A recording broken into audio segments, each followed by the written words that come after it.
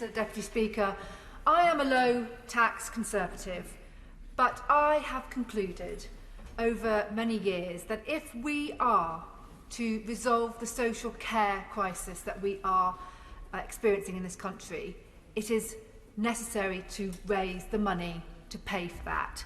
And therefore, I do support the introduction of a national health and social care levy. Pandemic or no pandemic, we had to raise the funds somehow. And I do feel that successive governments have failed to address the social care crisis in this country because they were too scared to face the fact that we would have to raise the funds, whether it was a Labour government, a coalition government or a Conservative government, until now. Well, the Prime Minister has made the brave decision to do that. But with that decision to raise funds must come reform. And I accept that the pandemic has meant that we now have huge waiting lists on the NHS, over 5 million people, and if we do not address that, that will only increase. And therefore, I accept that the money in the first year or so has got to go to the NHS. But as we've heard from across these benches over the last couple of hours, we must have reform. We cannot allow the money to continue to go into what has been described as a black hole.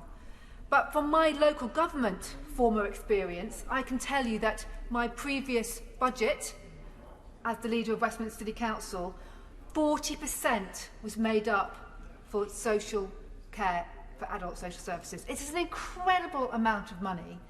And if we are not to address the issues that we have, we know that people are in their own homes or in care homes, people are living longer, we have got to ensure that local authorities are properly funded to provide the frontline services that they do. And I know that from the Local Government Association, they claim that there's over £2 billion gap at the moment. And so I would ask the front bench that we do ensure in the spending review that local authorities are given the funding they need to address the immediate issues that social care face.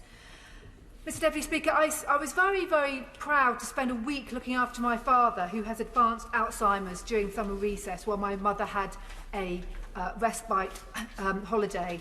And it was a pleasure, but it was also very, very difficult. And I pay tribute to all those family members who do look after their loved ones who have got dementia and Alzheimer's. We pay them a huge debt from this society.